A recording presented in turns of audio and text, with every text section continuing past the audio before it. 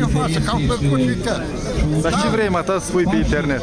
Eu pe internet vreau să spun că stare păcăliți moldovenii ăștia, că nu se aleagă la alegeri, că și ales de fel de Plahotniuc, chiar și Dobaru de Don, că l-am mai jumătate din dobă, dar el banii i-au prăgit la ruși. Trebuie să mai hamă, să mai lasă ca câini și ala, trebuie de urma căruței. Dar problema între aceea, că oamenii nu își trezească, ori spomenească în glod mare, că rușii n-a se ajute, ei n-au nevoie să ajute, ei au nevoie de subtal păstruiască. Iar că acum e pusă întrebarea. Dar și că îi spune chipul că era spomenească cu Europa, asta e minciună, tată. Problema între aceea, Europa la noi e pește prut. Vrei ghine, nu vrei ghine, dar Europa e pește prut. Atât de tare sunt nebuniți. Nenormalul este Voronin lăuda că el a să ne duc pe Ungaria, în Europa. Dar noi până la Ungaria trebuie să mai trecem pe România ca să ajungem la Ungaria. Trecem munță. Și pe munță cât mai îmblin. Nu, pe Ucraina poate. Da, și ăștia pe Ucraina vrea să meargă mai repede. Ori cu Rusia împreună, Ori cu Rusia împreună. Dacă vrei mai repede Ungaria. Dacă îmi pare că ar să înceapă probleme și cu Rusia de grabă. Dacă se ieftinește nafta, abar zemle și ruși cu cartoful în mână. Asta mă credeți că e drept. Adică să cerșească. Este ieftinește, dar la noi se scumpește. Băi, la noi trebuie să iasă oamenii să mai închidă drumurile din când în când. Tu nu-ți crezi că chiar și Plahotniuc, chiar și Voronin și Don ăsta, că suntem demonstranți. Și cuvânt major, că ei suntem tare. Ei suntem, dacă ar să pornească în Vormașa la Maidanul la noi, apar să ai de... Cum să pornească în Oleț, că ea s-o întindă.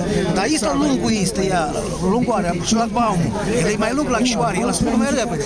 El se acolo când ăștia au fugit spre Moscova. Ea se fugă, să vezi numai când se pornește mai mare, ăștia, undeva peste o lună, două, azi veți prinde, aveți cum ați prinde a fugi. Încetișor. Mai omule. Da. Mă ascult ce spune. Noi n-a să putem băga la pușcărie, ea se fugă. Rădătorul din Ucraina, Ianucovici, a fugit în Rusia. Da. Deci când nu a dat banii și lui care a furat el în Rusia, el a distrugit și oricum. E că Rusia ce e bună. L-a necat acolo. Dar pe cum?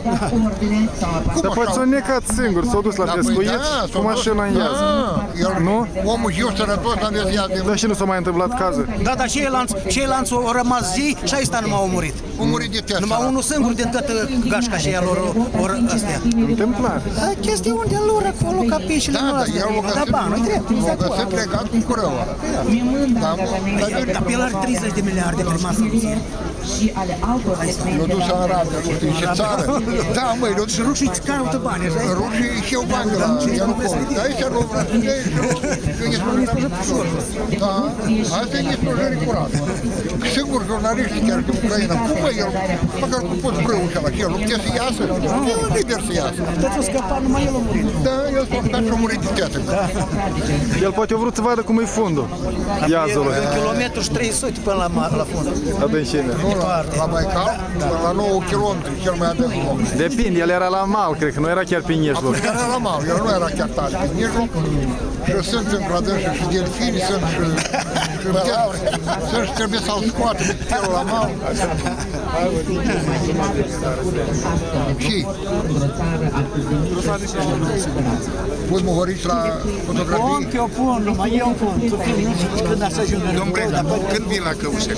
Ce am fost săptămâna trecută cu Tudor la judecat? Nu, la primărie. Și l-au restabilit? L-au restabilit? Ei, da, pe dracu. Cum? Parcă... Nu, eu făcut nimic. Șapșe.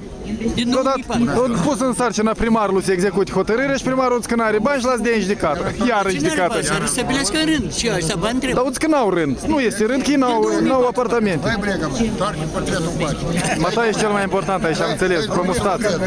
Uite, eram cu omul ăsta în faci. Măi, știi că la noi sunt lagări de concentrare care distrugă oameni din capitală din ei au stat din erare.